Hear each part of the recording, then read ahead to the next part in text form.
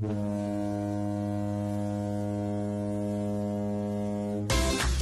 are 7 seas and 700 cruise ships. 70,000 crew members and 7 million passengers. Each has a story to tell. Every week we take you onto the bridge, below the decks and behind the scenes. So pack your bags, it's time to seize the day. G'day and welcome. And I'm even more excited than normal. First of all, is that possible, Catherine? You don't look it. So anyway, the reason we're popping up here is because Catherine and I have been bored stupid, really, really stupid during COVID, and we needed a project. And so the project, we've been talking about doing a podcast for a long time, haven't we, Catherine? Forever. And so we said, bugger it, let's do it. So we've done it. We've done a podcast, Yep. But as part of that, we've also created FAB TV. So you can watch the extended interviews on every week. Once a week, we have a new episode. We've already recorded about 4 or 5 episodes, haven't we, Catherine? Is it really up to 5 Yeah, already? 5 now. So every week we have a feature interview with someone on these incredible ships somewhere in the world. And where have we been already, Catherine? Budapest? Budapest. That Was was it a river Budapest? cruise. Yeah, yes, it was. Eurovision, the Yes, home that of. was very Eurovision. Off the coast of Italy, off the Isle of Capri. The Bahamas. Oh, the Bahamas. That was Hello, exotic. Bahamas. We've got interviews coming up. We're going to be crossing to the Kimberley, the Antarctic, the River Nile. So all of that's coming up. It's very exciting. It's crazy. From our living room in Melbourne lockdown, the most lockdown city of the world. And we're talking to all these incredible people. And we've met Captain Kate, who's a captain and a hairless cat. He's in charge of don't remind Celebrity me. Edge. I'll drop some pictures in here. And who else did we meet? Graham. I'm a dog person. And so am I. So am I. Who was Graham? Graham was on Celebrity Edge. He had the best cabin on that ship, and that was that 2-story loft cabin. I've never seen anything like that in my life. So that's what we do every week. It's a bit of fun. Generally hosties. Quite often we have a drink. We have a laugh almost to the point of tears, don't we, Catherine? Oh, so it's have fun. More than one drink. Cindy, looks like you've got a twitch that you need to see a doctor. I really need a bird. Where's that bird? I hope it's not the other eye going, Cindy, because you'll have 2 patches. And then the other thing we're going to do is these quick little videos of the industry updates that, as I read the industry, talking to the sales executives of all the big cruise lines and what they expect to be happening in the developments over the next year or 2. We've got some very, very exciting things to share with you and my tips for 2022. So they're coming up shortly. From the day you were married, you and your family have been working for life's little luxuries. Some you can only afford now and again. Tahiti looks nice. Simon, Tahiti. Roger, Wilco. But some luxuries you can afford every day of your life. Cousins Imperial Leather. The pure English soap that lasts so much longer. Cousins Imperial Leather. Okay, so that's a clue. That little grab that you may or may not remember from your childhood about Cousins Imperial Leather. I'm not that old, Jane. Oh, well, some people listening maybe. Hopefully we've got some listeners. So anyway, we're off to Tahiti. Got this amazing deal on Windstar, which is 5.5 stars. It's the flagship of the fleet. It's only 300 people. There's a marina at the back of the ship that drops down and you go swimming off it. And we're sounding a bit like a paid commercial, aren't we? Is there a set of steak knives, James? Well, if that would help sell cruises, you know me. Although I'm probably too cheap to give away stuff. So anyway, that's coming up in March. The deal is so good. You can tell if it's a good deal if I'm on board, if I put my money down. So I'm going on board. Catherine's going on board. The rest of the FAB team will be there. We're having pre-departure parties the night before. We're having cocktail receptions with the captain, private galley and bridge tours. We've got private excursions. We're going to have lunch in the lagoon at Boreable.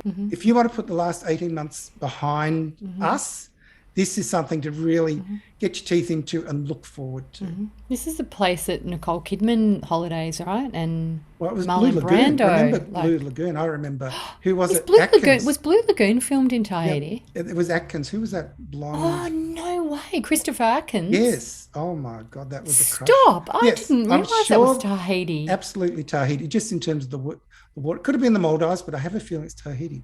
But what I'm about to share with you now is just a very quick update of how I see the industry, talking to all the senior executives of these cruise lines, their strategies, their planning going forward. So my first tip and advice for planning holidays for 2022 cruise-based holidays, the Australian cruise season is not dead like a dodo. There's life in that dead bird yet.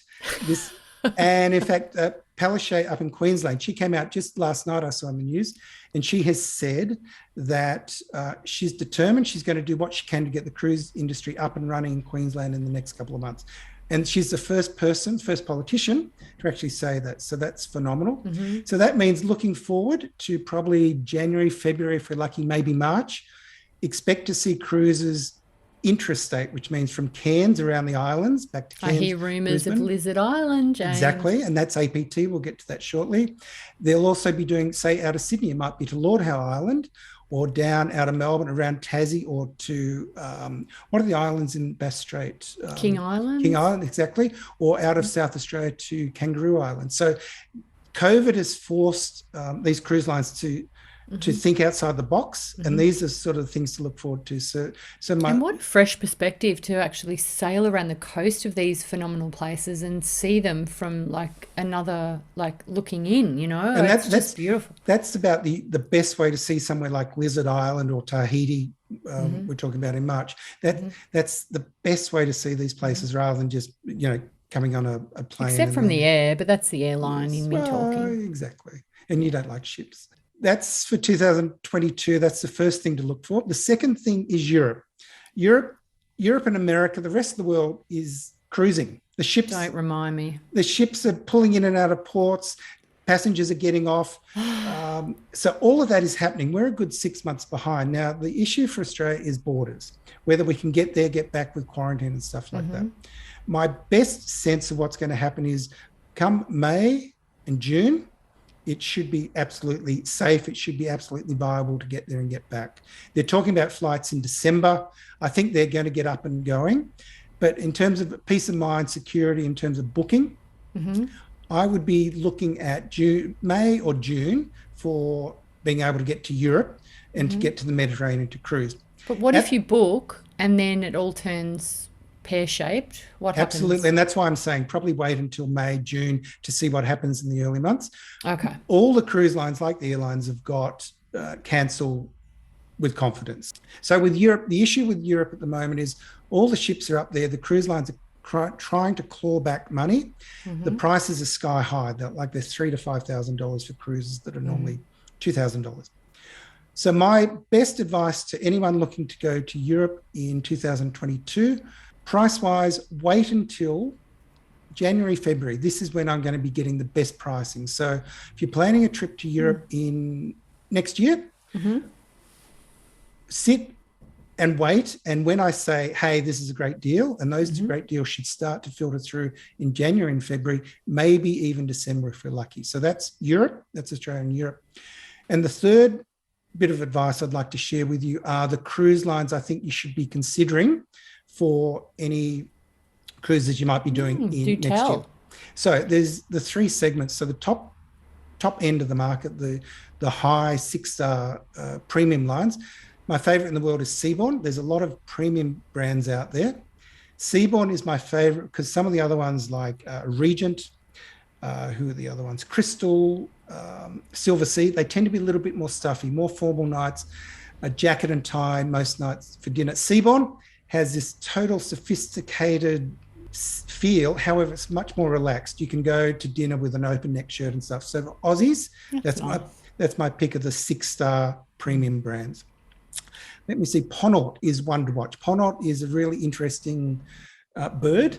It's French. Is that French? French. It's ooh la la. And they've got ships which are boutique-y, 200-300 people. They are spectacular. Have a look online at the Ponant ships. They're very stylish, very French. Up until now, they've ignored Australia at their peril, I think. But COVID again is forcing all these cruise lines to reassess. I know, how exciting. So these are golden opportunities. They're actually putting 2 of their ships down here from mid next year.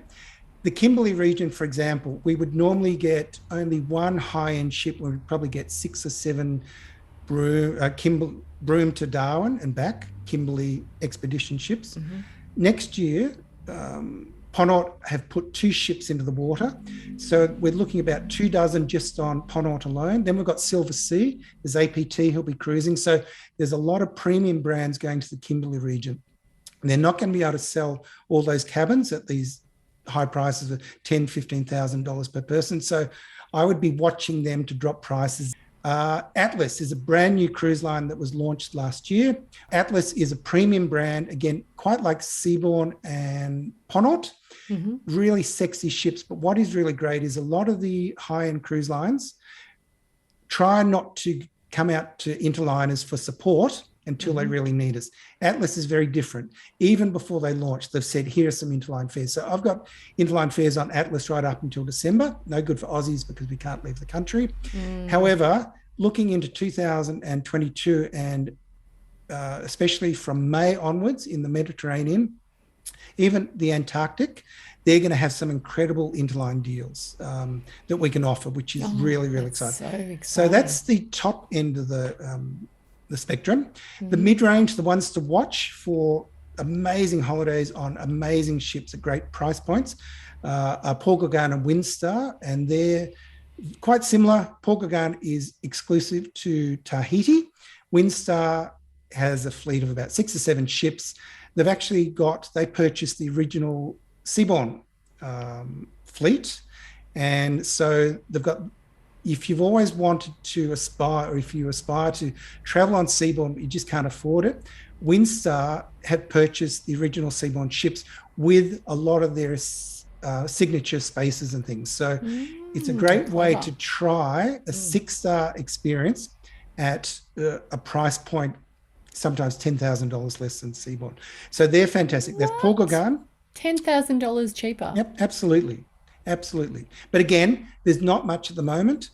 However, come January, February, we'll be having discounts across America, across the Pacific, the Mediterranean. So the key is to plan now and plan your holidays, and we're all putting in for leave at the moment. Get that sorted, and then come back to us and say, hey, James, where should we be looking at in July? Makes sense. There's the Baltic, there's Russia, there's Turkey's opening up for the first time in probably a decade, I think. So that's really exciting. The other one to watch is Celebrity. What is fantastic about Celebrity, normally with most of these cruise lines, when they launch a big vessel like the A380X, we don't see that down in Australia. They tend to send their last generation ships down to Australia. Celebrity Edge has just been launched. Sat in mothballs for a year. It's coming down here, not next year, but 2023. And Celebrity is that sort of W vibe. So it's very sophisticated. And what is really, really exciting is up until now, you've had to pay for your drinks, your tips, your Wi-Fi. You get a bit of a bill shock on the last night when they slip the bill under your door. What they're doing now is everything's included on Celebrity, which are your drinks, your Wi-Fi, and your tips, which is fantastic. However, for interliners, we can still sell an interline only fare. Oh. However, if you like a drink, and most hosties are pretty thirsty, aren't we, Catherine? Speak for yourself. So most hosties are pretty thirsty. So at least we've got that option. And finally, the budget end of the market. I'm only going to mention this. It's not anything I recommend, but I know some people are stuck on a budget, especially if you've got kids. And Carnival are at probably the Jetstar equivalent of the marketplace. They're not for everyone. Yep. But they have got cruises on the market at the moment for like $150 for 3-night cruises. Wow. And they've got dozens of them. And this is what the market has traditionally been like up in Florida. Where that's where the cruise ships are based, and if you live in Florida, you can go away for a week for $100. So that's pretty much that's the wrap as I see looking towards 2022. There's a lot to look forward to. The discounts are going to be some of the best ever. Tahiti is the thing I'm most excited about because that's the only viable option for Australians at the moment. And to get the price we've got, Catherine, I just can't wait to show you not only Tahiti, but get you on a ship.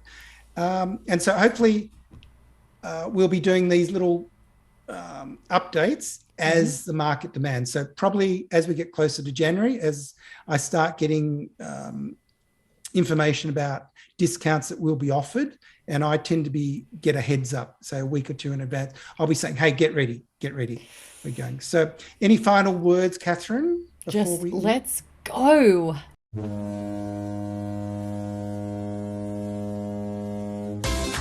There are 7 seas and 700 cruise ships. 70,000 crew members and 7 million passengers. Each has a story to tell. Every week we take you onto the bridge, below the decks and behind the scenes. So pack your bags, it's time to seize the day.